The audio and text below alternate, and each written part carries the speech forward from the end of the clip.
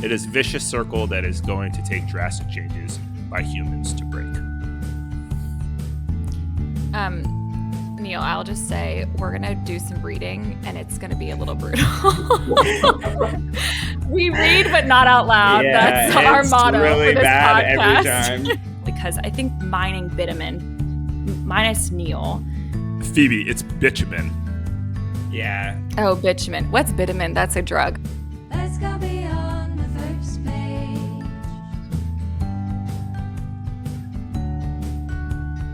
Let's go beyond the first page.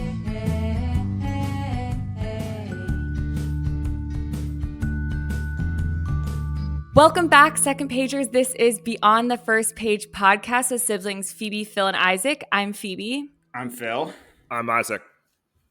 And this is Club Meeting 32, Fire Weather by John Vaillant. And today we have a very special guest on the podcast, Neil Slighton. Neil, welcome to the podcast. Thank you so much for being here. Really appreciate you taking the time. And I was hoping you could just introduce yourself a little bit and talk a little bit about your job, which is why we asked you to talk with us about fire weather today. Yeah. I'm Neil. I currently work in consulting, primarily focused on the energy transition and sustainability. So pretty inextricably linked to the stuff that's going on with wildfires and with climate change. So from taking classes in college to doing research projects on new energy to the past 4 or 5 years in consulting, I've really tried to focus all my time and my my work on trying to address a little piece of that problem. So yeah, it was pretty cool to talk to other people about it. And it's also really cool to read the book and just wild hearing some of the actual real life stories of this. So yeah, happy to be on. Yeah, definitely. Awesome. Well, we're very excited to talk to you and get your professional perspective and your personal perspective as well.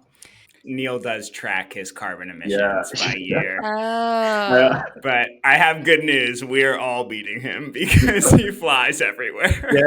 Oh, no. That's awesome. Wow, just ousted him right away, though, Phil. That's something I want to start doing, actually, that like this book kind of spurred. I haven't started yet, but I am, yeah. I'll send you a Scared graph, too. Isaac. I spent one summer benchmarking everything I do and like the emissions it emits. Flying, I'm from Hong Kong, so if I fly home to Hong Kong, that is 2 kilotons of CO2, or not 2 kilotons, 2 tons of CO2, which is more than if I were to be vegan the entire year. So Yeah. it's wild. Yeah. Shoot. And I fly to Florida every week Dang. for work, and that's like Every week. 0.4 kiloton or 0.4 tons of CO2. So that's a tenth of an average person in the world's CO2 content. So flying is a lie. Yeah. Yeah. That's disheartening to hear, Dang. considering I As fly a It for a really living. is. Isaac, a pilot. I forgot about that, Isaac. Never mind, Isaac, you are losing to Neil, considering your flights are 22 hours, like every time you go up. Yeah. Wow. And very inefficient engines built in the 1950s. Oh man. Yeah. Well, talking about this, I think, is maybe a first step to awareness. And so I just want to remind everyone before we get started that this is a book club style podcast. We meet every other week to discuss a book. If you're curious what we're reading next, we'll talk about it at the end of the podcast, but we also post on our Instagram. So please check out the book list if you're interested in knowing what's to come. And we also talk about spoilers. Again, this is a real life event. This is a nonfiction book. So, less so on the spoilers, but as a general rule, we just like to say we're talking about major points from throughout the book. And so if you don't want those to be ruined for you, we really recommend that you read Fire Weather and then come on and listen to the discussion, especially because Neil will provide definitely some different insights that we probably haven't thought of.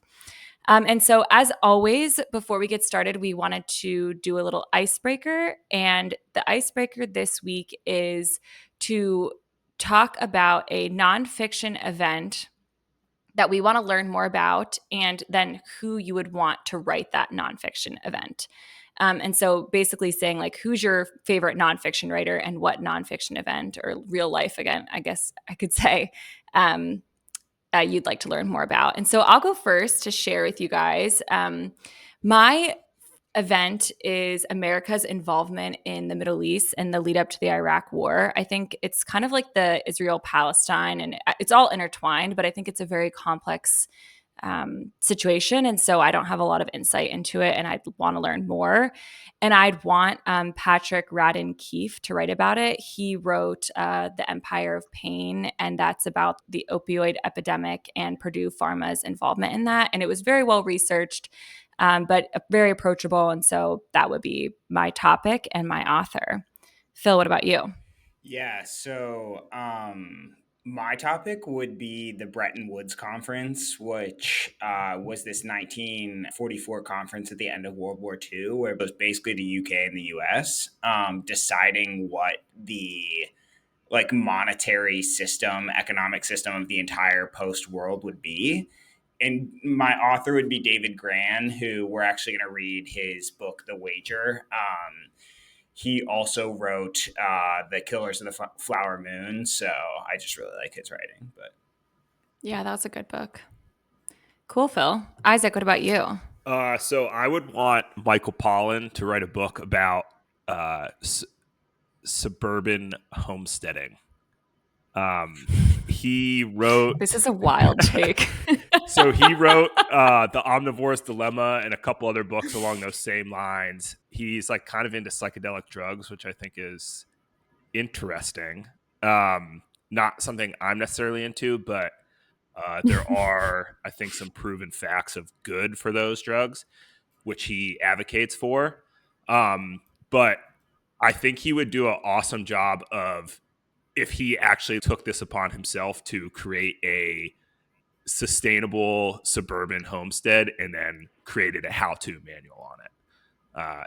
He would be a great voice for it and could do a lot of good. And I was inspired by the topic of our conversation that we're going to have today, and also just the reading I've done post of this because of this book.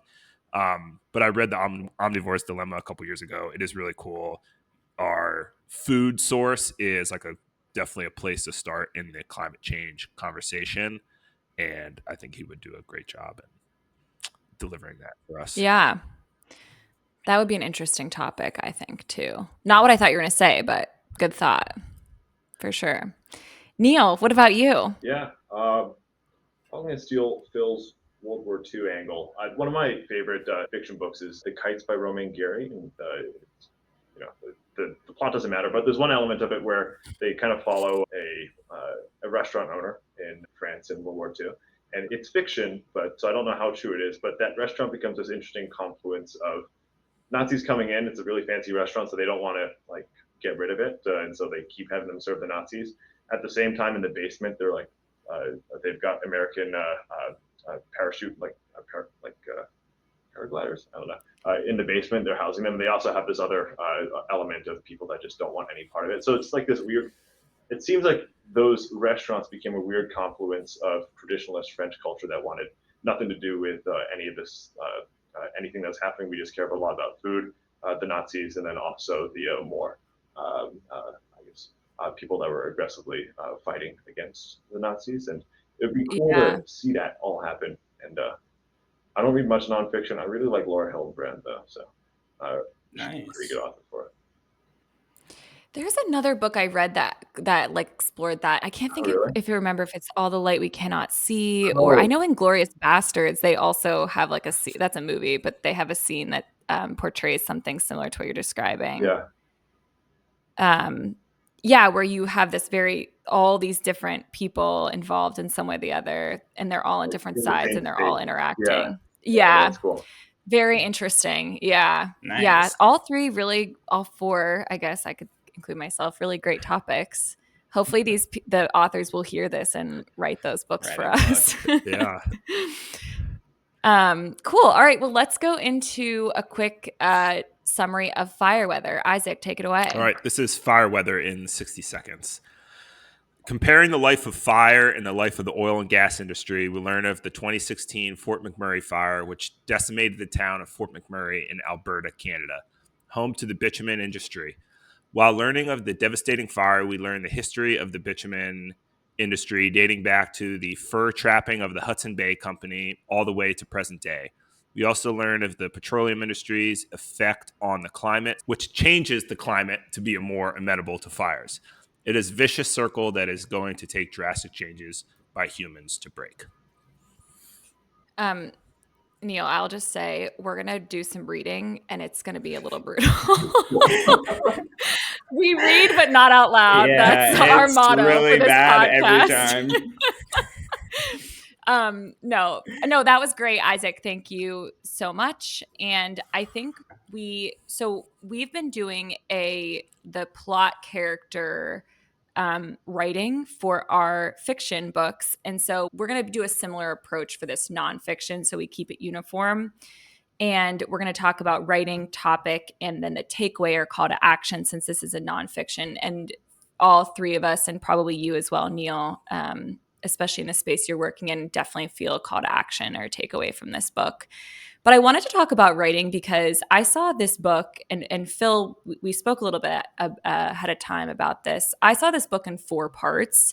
Phil, I think, and Isaac saw it in 3. I'd be curious to hear your thoughts. But Neil, but basically I felt it was a explanation of the bitumen industry and the oil and the mining around that, and then going into the Fort McMurray fire. And then you take a step back and you go back in history with climate change, and you talk about how that evolved and the key players in who were really the first people to wave the red flag, so to speak. And then you go into the present day issues of all of the CEOs who were aware and are still aware of what's going on with climate change and not really changing their ways, so to speak.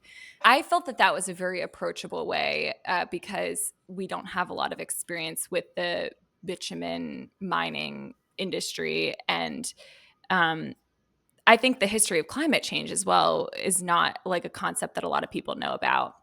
But I felt the writing, so I think we're all kind of in agreement on that. Did anyone else feel that way or had a thought about that? I mean, you're saying it was helpful. I thought it was fine. I think he could have done it many other ways. I think the bitumen section probably was the most interesting just because I didn't know anything about it. And I think if you don't know too much about climate change or the history of oil and drilling and that, then the 3rd section was fine. I don't know anybody who would have liked the 2nd section. And I think my issue with it, which I think is just summarized in this, like, I have a little section here. By the time Cheryl Lindler was pulling out of her house garage in Timberlake en route to Syncrude's headquarters north of town, Jamie and Ryan Coots had already hooked up their sprinkler trailer. The 4-hour drive from Slave Lake to Fort McMurray, the fire chief and his son were traveling from Lieutenant Patrick McConnell, and their plan was to arrive at Fort Mack's fire hall by lunchtime. ... Like later, Chandra Lindler, meanwhile, had spring on her mind. Her evacuated friends had gone home the day before. Turning east onto Confederation Boulevard, the 6th... Like, what is happening? Nothing happened, and he just said 17 different nouns. How to follow that story? That was the entire second part of this book. It was just so many freaking details about so many people in like geolocations that did not matter and like detracted. I thought the fire was over 4 times because he just the fire hadn't started. Right. Yeah. I think similar to Deadwake. Yeah. There was an incorporation of too many quotes in too many. Like, you can tell this guy did his research. He talked to so many people. For sure. And he wanted to include every single thing they said. And I want to say it's insane that there was this many people for him to talk to. No one died in this fire, which, like, to say up front is crazy. Crazy. Like, absolutely crazy. Yeah. But yeah, I agree, Phil. The middle section was necessary for this book because it's obviously the anchor. It's like the anchor of what the book is around, but it's not the reason for the book existing, in my opinion. So it could have been the middle section could have been shortened and dramatized in a way to really get you engaged on this fire and the life of these people in a better way. There were better ways to go about this. Yeah. What did you think, Neil? Yeah, I mean, I think though broadly across the book, there was a theme of it lasting a bit long. I mean, I've learned a lot about and like he would dive into many topics. I didn't think we'd get into the fur trapping industry for a couple of Yeah, like chapters. we learned so much Yeah. about the Hudson Bay colony again. Yeah. Or yeah, I thought that Yeah, was that's cool so though. true. I That's like that. cool, but like The scow also tracking. like every element of the book felt like my grandpa reading to me, or like Yes. trying to tell me like a story, and he like goes off this wild diverge like tangent, then he comes back, and I'm like, oh, okay, that's what you were talking about. And he goes off and comes back, and like every bit of it's a little too long, but it's generally interesting. It was a foul tip. It was a foul tip. I don't think he got a strike. It wasn't a called strike, or he didn't miss the ball. But he broke his wrist swinging that hard. Well, I guess we can just throw out what I said about the structure because that really did nothing to assuage the writing for, it sounds like, all of you. Yeah. I felt like, to me, nonfiction, I mean, I think there's definitely a way to dramatize it. Maybe you switch the sections, you put the fire first, you make it a good telling, and then you get into the other two topics. I'm trying to think about like a way to hook the reader a little bit more. But I think just a chronological telling with some minor anecdotes in there would have probably done the job and gotten people engaged. I will say something about the writing. I think this quote, I do think he made some foreign concepts digestible. So he's talking about the Slave Lake fire, and they have started using this term megatons. And this is the quote: "The unit of energy is used to measure the explosive power of a hydrogen bomb. The energy released during the fire's peak 7-hour run was calculated to be that of 17 1-megaton hydrogen bombs, or about 4 Hiroshima bombs per minute. This is now what fire is capable on Earth. The chemistry and physics of fire remain unchanged. The trees themselves are no different than they were 50 years ago, but the air is warmer and the soil is drier, enough to make the latent energy living and dying in these forests that much easier to release." So I think that quote it gets the point, like, yes, fire is hotter because of like what's happening in the environment, and not necessarily that fire or the earth has changed, and also giving you like a stark comparison to that. I felt that was useful. Yeah, I think he had a couple of good analogies. Yeah, he had I thought he had a lot of good comparisons. The other thing I liked about the writing was his notes, his like asterisks, and then the note. So I read the book. So I don't know if in the Audible version you got these, but they did provide a lot of insight on the other topics. Like in one example, he's in the beginning when he's talking about the economics of the bitumen industry. He goes, there's 4 things that it needs to be successful. Oil needs to be of $50 a barrel, and then there's the asterisk, and at the bottom of the page, it's like Saudi Arabia needs to be successful, needs oil to be $5 a barrel. And you're like, actually did what read that, the heck? which is wild. Yeah. And then you're just like, okay, I already read, 40 pages about the monstrous amount of work that has to go into this. Why is this still an industry? Like, this is crazy. Yeah. But stuff like fun facts like that, I thought you did a great job of interjecting. Yeah. I feel like the story he's trying to tell is super widespread, which makes it hard to tell, and also like gets pretty technical, which makes it pretty hard to tell. Like you have to go pretty deep into the science, like atmospheric science and like material science, into how fire can vaporize things and how there are feedback loops in that drive climate change. And he also had to go deep into like the historical implication, like why are there oil companies that are like this, and you also have to go into the human element as well. And he did a pretty good job touching on all those different elements in however many pages this book was. It is a challenging confluence of factors to tell a story around.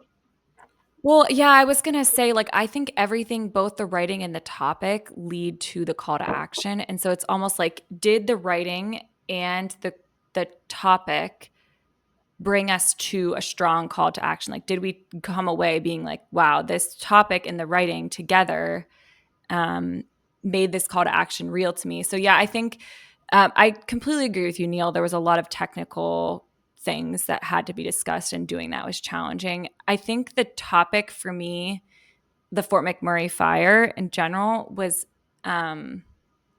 not the most compelling topic. And that's where the story lost me a bit, which is crazy because the fire, the way he was describing, like the analogies we're reading about, he did that for that fire. I think like there was no loss of life, which that sounds really morbid to say, but I think that's a heavy hitter for people. The LA fires have just happened, in January. And so I don't know. I guess to Neil, are you guys talking when you're doing any kind of consulting? Are you ever referencing this fire, or is this like, No, I've never. what's the relevancy No, here? I mean, like that was. I've never heard of this fire before. What did make the topic interesting to me though was that it was so like the cause of it and the cause of climate change and the symptoms of climate change were the exact same, like came together in this one location, right? Which You're made it right. so So interesting to true. talk about, and that was a cool way to convey it. But I agree with you. The daily relevance of the Fort McMurray fire isn't, it's not something I've talked about day to day with people before. Yeah. And just to drive that point home, because I think that is what you just said, like, is the exact crux of the book, is that like climate change, like the oil industry is the problem. And it also like was what was causing the fire, which was also the problem. Am I saying that? Like, I'm trying to think of a very simple way to say what you were saying. Yeah. That's generally Yeah. Oil, coal, just general fossil fuel industry is what drove it. Yeah. So that's what Right. I think the topic of the book is. It's not the fire. The fire is just the canvas on which to bring up that conversation. So if you think about it in that light, I think this is a super interesting topic of a book. If you don't think of the Fort McMurray as the Fort McMurray is just Right, a backdrop. but yeah, no, I agree. Like you're doing the work there, is what I'm saying. Yeah. Though. Yeah, completely agree. Like the writing needed to draw that all together, not Neil telling us on the podcast. Well, that's why you listen to the podcast, Yeah. right? Yeah. No, why but we have Neil on. Yeah, I mean, this is maybe just an American-centric point of view from us. True. Right? Yeah, the author is Canadian American, but I agree. Like it was much more focused. Obviously, the event was in Canada.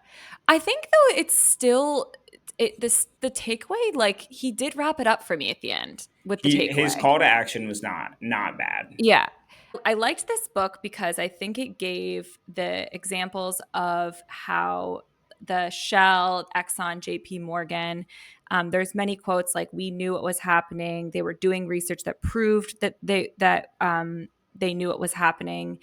And basically he says like, this is a human conundrum of greed. Essentially, it's called like artificial entitlement or greed, basically. So they knew it was happening and they just kept going because they're making money, right? But I think what was different about, and he had several good quotes, and I have a long one, but I won't read it. But I think the thing that I liked was there was also this idea that there was maybe hope. And I think like we read a book called Doppelganger, where basically this woman for, I can't ever remember how long, like 11 hours or something, just talked about how effed up the world was and no like silver lining, no like call to action, no clear direction on where to go. But I think this quote is interesting. It's talking about the divestment of fossil fuels, and it starts out with this very small college, Swarthmore. And by the end of it, it's saying that many companies have divested from fossil fuel investment with the amount of 40 trillion. And I think it was interesting. BlackRock, the world's largest asset manager, put it more bluntly: removing fossil fuel securities from the New York State's $250 billion pension fund, one of the country's biggest, will have no impact on the rate of return of federal employees will get on their retirement savings. And this is a head-spinning reversal. This is also the fund manager's way of saying the emperor has no clothes. And I think he could have been more clear about, he made like an analogy with the emperor has no clothes. So I had to look that up, what that meant. And the emperor has no clothes is an idiom. It means to speak up when something is false or has no value. So it's basically saying like the divestment of this doesn't matter because it has no value. Like that's the way I'm reading it. And this is a book club, so I'm trying to get your guys' take on it too. But I basically think there were there was a thing that's saying like, yes, companies are getting away from fossil fuels because they're realizing the impact of the environment, and also potentially that it is a finite resource. So No, eventually, not what he's saying at all. Yeah, what he's saying I is that disagree companies completely. are dumb. Companies are dumb and they don't care about the world. But now that they're not yielding financial returns, that's why they're getting away. And that's Okay. 100% true. And Neil, I think Neil, we should go to him because he knows the most about the financial returns of this sector. But I mean, the financial BlackRock has famously pushed for ESG investing, and as of I think mid last year, they've pulled back away from that. So they're kind of a sad story in some sense, right? I think the people in my view, people go where money is, right? And so we're at a stage where there is both money in the oil and gas industry and there is money in the renewables industry, and so you have I think there is a huge amount of hope, which in terms of the renewables industry, and you've kind of created this entirely new business, like huge business in developing solar, wind, batteries, like clean energy, all this in a decade, right? If you look at the trajectory of growth of these things, 5 years ago, the U.S. barely had any batteries. Now it's like hundreds of billions of dollars worth of batteries online in like under a decade. China China's an incredible illustration of this. They build like more renewables than the rest of the world combined every year. They're so probably more coal than the rest of the world combined every year, right? I don't actually know if that's they're using a lot of energy, true, right? It's a illustration of if you fully unleash capitalism on things, it's going to do good where the money is. It's also going to do lots of bad where the money is, and so that's my personal opinion on a lot of this stuff. And just like Neil, what are companies doing not in the financial sector and not in the natural gas sector? Anything? Or do you ever deal with companies where it's not just like, okay, find renewable resources because you're a gas company, or okay, divest away from oil and natural gas because you're a financial company? So like, what's the in between there? Yeah, I mean, you have lots of so if you're a company that uses energy, you can choose where that energy comes from. So you can if you have, let's say, 2030, 2040, 2050 sustainability goals, which many companies built and lots of companies are pulling back on, but people have built them, and so then you can say, hey, I want to procure 100% renewable energy by 2035. And so you'll have companies like Google, let's say, that are doing really cool things on making sure all their data centers are powered by clean generation all the time. And so that's one huge avenue you can go and actually build, and that provides a financial incentive for someone to go build that solar plant or that wind plant, et cetera, right? And then you also have lots happening on the public side of things, in that you have states mandating certain clean energy requirements by certain times, and then once that happens, then all the utilities in the state have to go build a certain amount of renewables that then all of us get to use, right? So there's a good amount happening on the in between in those two angles. Yeah. What are the incentives for like Google, you mentioned, is doing cool stuff with renewable energy? Are they doing that because they see a financial incentive that is actually cheaper for them to bite the bullet now and go to that, or are they just trying to be hip and cool and they actually want to do something good? And they have a shit ton of money, so I think energy is like tiny portion of their spend. Let's say if it's 1% of their spend and they make it 1.5%, it's 50% increase in the cost. That's a huge increase in like the premium that you can pay on energy, but it's a 0.5% increase in cost. So it's not. I think that's one, but no, it's there are some financial reasons to go to renewables now. You can make a little bit of money back, saving costing electricity by putting, let's say, solar panels on your roof. That being said, that's at a certain level, right? So let's say you can get 10% of your energy from renewables and your cost will actually decline, which is very cool. And as the technology gets better, maybe that goes to 20% or 30%. But people like Google are aiming for 100%. And then if you kind of graph cost to procure energy over time versus renewable generation percentage, it goes up exponentially. Beyond that, though, I mean, there's benefits.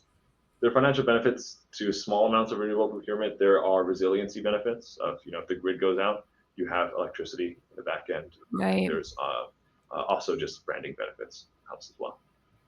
And one thing that he talks about is like these energy companies actually changing potentially, and now like being forced to, I mean, you sort of had the 20 years where they were just 40 years where they were just like, yeah, it's actually not that bad, we've got a ton of fossil fuels, so like don't worry about drilling.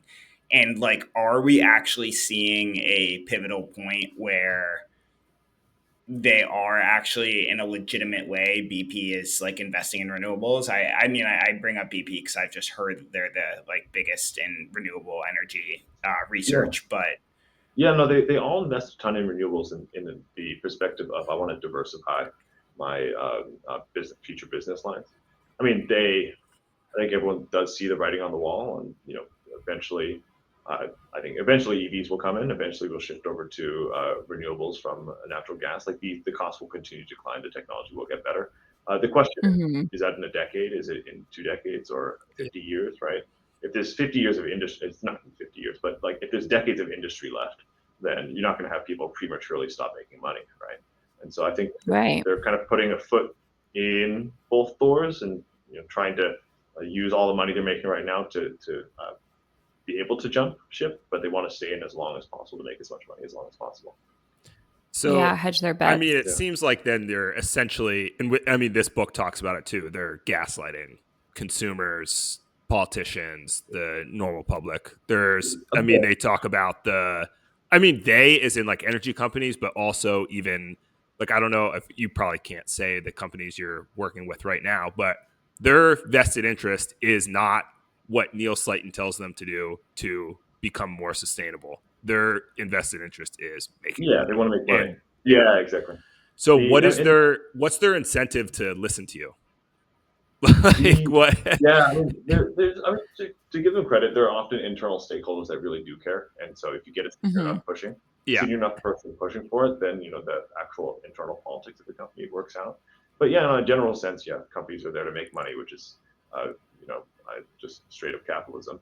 But for example, sometimes capitalism can work. I know like a lot of our classmates, Neil, don't go and work at Exxon because screw that. Yeah. So they go and work at Google. So you get top talent. On the back end, you're losing money on energy. But on the front end, you're a cool company. I mean, that was Tesla's whole freaking business plan. Yeah. Just be super cool, get the best talent. Yeah, no, these are like very qualitative benefits that I think you get by seeming cool and seeming more green, right? I mean, Exxon's not going to do that because the benefit of being uncool is just so high. So do you think outside of, which again, this won't happen either, but world government saying we're no longer using fossil fuels, does it have to start there? Or do you think there are ways that a company, not necessarily an energy company, but companies that use energy can say, look, we know we want to make money. We can make money if we use renewable energy. It's not as much, but if there's enough people in this that want to go this way, they go that way, and that moves the world. Like that would be capitalism, not necessarily like straight capitalism, but still capitalism working and something changing for the better. Like, do you see that as a possibility? I see it as a possibility, and then it's going to be a combination of all the things that come together. So there'll be governments putting down like it's not just mandating certain things. You can do it in a more capitalistic way, putting carbon taxes and these sorts of things on, right? There's going to be a government push. There's also like a social zeitgeist push, right? It's kind of what you were saying, Phil. Of if people are pissed off and don't join companies and they get bad talent, that's the social side coming in and pushing its effort. And then there's also the technology side. And as these technologies get better and better, they'll get cheaper and cheaper, and it'll become more and more of an advantage to adopt these cleaner things. Use it. And the question is just a bit of a race against time, and will it happen fast enough is the big question, because it will happen one day. But climate change is a 40, 50-year problem, where if we don't solve it the next 40, 50 years, we are screwed. So, Yeah, which was definitely what the author was saying as well. I just want to come back to my point though, because I think for the sake of the book club, like my interpretation was, okay, companies are divesting and that's good. But you guys are saying like that's bad. And I guess I'm missing. No, We're not that's saying not it's our bad. You takeaway just- from the book. I don't think that's what he's saying at all. There's quotes about the Okay. CEO of Chase publishing a report saying things need to change about the fossil fuel consumption creation because Earth is on an unsustainable trajectory for the human race. And they have published this. They have come out and said this publicly, and they are still financing the fossil fuel industry. Okay, so they're speaking out of both sides of their Yeah. mouth, is what you're saying. But there's also this is a personal take that lots of people disagree with. I think there's an element of companies do need to get their act together to stop like doing some of this stuff. But let's say Chase stopped financing a coal plant, you'd have some anti-ESG investor come in, swoop in for a cheaper deal, and buy that thing up, right? Like someone's going to do it. And in the end, I think what needs to happen is the companies need to get out of the way, right? They need to stop doing what the oil and gas companies did of like actually actively pushing down the science that was happening, that saying this existed. Yeah. So companies get out of the way, but I think individuals need to actually commit the change, because if the demand is still there for a oil and gas company, someone's going to produce it. Saudi Aramco is going to produce it if BP decides to shut down operations. Unless all of us, let's say, if we decide to drive less, that's the only way the consumption of oil goes down in the world. And I Great think point. to draw the same analogy that the author sort of did with tobacco, I mean, the reason Philip Morris is not the biggest company in the world is not because tobacco is bad for you or because anything. It's because Americans stop smoking. It is consumer driven for sure. Yeah. Neil, did you have anything else? I want to be cognizant of your time. Did you have anything else that you wanted to talk about with the takeaway? I think that, leaving us with the individual, each individual owes it is a great, sign off. Oh no, thanks guys for inviting me to this discussion. This was fun. Yeah, great inputs, Neil. Yeah, thank you so much. Yeah. Thank you so much for being here. We really are happy that we got to talk to you and hear your inputs. And I know that the second pagers will really value them as well. So thank you And again, Neil. he's about to hop on a meeting to go save the world. So Yeah. go do it. Get Yes. out there. Go do what needs to be done. Yes. All Bye, right. Neil. Thanks. See you guys. See ya. I hope everyone enjoyed the commentary by Neil. I certainly did. I think his point of just saying, individually, I was kind of talking about the desperation you feel reading something like this. But to Neil's point, this is kind of within your control in many different ways. And I think, like if we drive less, you need less oil. That's an easy takeaway right there. I think for me, there was goodness in the takeaway, and I would be just curious to hear any of your final thoughts on the takeaway from both of you.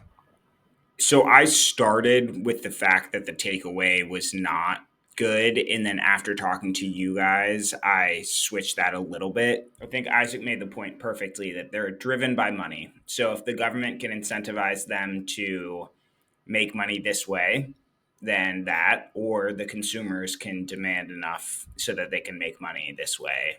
But if not, they're not going to do it. Right. Yeah, definitely. Isaac, what final thoughts on the takeaway? Yeah, so I think Phil kind of summed up what I felt as well. I think Neil did a great job. It was great to have him on even if he had just said that last little bit about that it is on the consumer. And that's what's like really hard about this kind of topic in general is like, this is something that since I've read this book, I've read 2 other books. I'm going to continue to read them all year. This might be my life mission to do. This gets me fired up and I have a sense of dread. Yeah. And also get like so fired up about doing something about this. And I drive an F-150. What the hell is that? Right. But yeah, I didn't know a lot about the kind of the backstory of the corruption and stuff, which was interesting to learn. But at the end of the day, to me, the urgency of this is that's done already. Who cares about the blame game? It has happened. It doesn't matter who did it. What are we going to do starting right now, moving forward to combat this? And that's what needs to be being written and talked about, not a anti-capitalistic monologue on the evil of the oil industry in the 80s. Okay, well, I think so. Basically, what I'm hearing out of all that is both of you thought that the call to action was wanting, the writing was wanting, and the topic was potentially a bit wanting because of the writing. And so I'm curious to hear your overall ratings with those things in mind. Yeah, I gave this book 2 stars. And most of that was from the first section. I did think I learned a lot about the bitumen industry, and I thought that was a super cool industry. Yeah, so that's why I didn't get 1 star, because I do think relatively everything else was a miss for me. Mm-hmm. Noted. Isaac, what about you? So I think it's 3. There was a ton of information in this book. Right. I think the thing that gives it 3 stars was the miss that I'm going to say it again because I liked my analogy of it, the foul ball on the storytelling of the fire, which was, again, I don't think crucial. The topic of this book, but was the keystone of the book. It was what it was based around. And I think that could have been done better. And then what I said at the end, where all those facts are very interesting and do help lay a groundwork for someone getting into this. But at the end of the day, solutions need to be provided to actually have an impact on something. Because if you were brand new to this topic and, okay, you kind of left being a little bit disappointed by the story of the fire, and then you just got told how horrible oil and gas is and how screwed we are, there's a big chance you just leave dejected and you say, well, you know what? I'm 50 years old. This was a Pulitzer Prize finalist winner. Whoop-de-doo. I'm going to be dead in 20 years. Hopefully my kids can figure it out. And not be given, here's something you can do today to start making a change for the future to put your kids in a better position. Yeah. Yeah. I think, Phil, the best argument that was made for why this was marked down, I think you made it about the writing for me. And then, Isaac, your point, and you had said this too, Phil, about there has to be a little bit more of a call to action on a personal level, or a solution on a personal level. I'll say it was a 3 for me for everything that you guys said and everything I said throughout the podcast. And I'm happy that I read it. Like Isaac said, it wasn't all bad. It wasn't a waste of my time, I don't think. And I enjoyed our conversation with Neil too. I think he lent great perspective as well. So yeah, 3 for me. And I think actually, Isaac, funny that you mentioned, it reminded me of Deadwake. So if you liked Fireweather by John Vaillant, then I would recommend that you read Deadwake by Eric Larson. I think it has a similar vibe as far as like diving into the minutia of a very specific topic. Isaac, what about you? So my rec, and Phoebe, this one is for you. It's Okay. Net Zero by Dieter Helm. And I read this book immediately after I read Fireweather because, like I said, I got all jazzed up about this topic. And this book actually provides a solution worldwide for how to combat climate change. Cool. Well, I will give that a read because I'm already skeptical just listening to you. But I will certainly give that a read. Thanks, Isaac. Phil, what about you?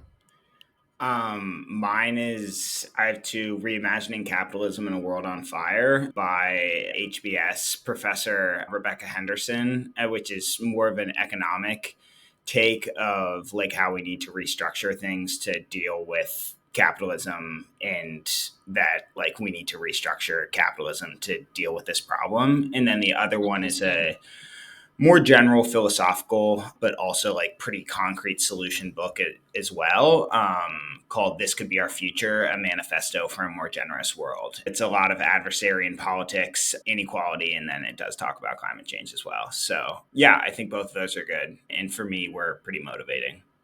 Yeah, that HBS professor one sounds like exactly the counter to this kind of, or like a complement to this book, perhaps, maybe.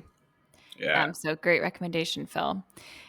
Before we go, I would love to talk about what we are reading next time. This was the fan pick. And so because of that, we are inviting the fan, Noelle Heiser, onto the podcast to talk about the book with us. And this was her favorite book, I believe, of 2024. So That's why she recommended it. And it is Martyr. Isaac, would you be able to tell us a little bit about Martyr? Yes, and it is by Kaveh Akbar. Martyr is about Cyrus Shams, a young Iranian man who struggles with addiction, grief, and identity. He is searching for meaning and purpose in his life and his death. Great. And I will say Noelle sent me over a several page document about her thoughts on this book. So Wow. I'm very excited to talk to her. Oh, heck yeah. She's an avid book clubber. And if anyone listened to the RJ Barker podcast, she's the person that I talk to about books. So very excited to have her on. And with that all being said, this is your bi-weekly reminder to call someone that you love, tell them that you love them, tell them about a good book that you have recently read, go to your local library or use your Libby app, and until we meet again, stay classy second pagers. We'll see you later. See you guys. Bye, guys. On the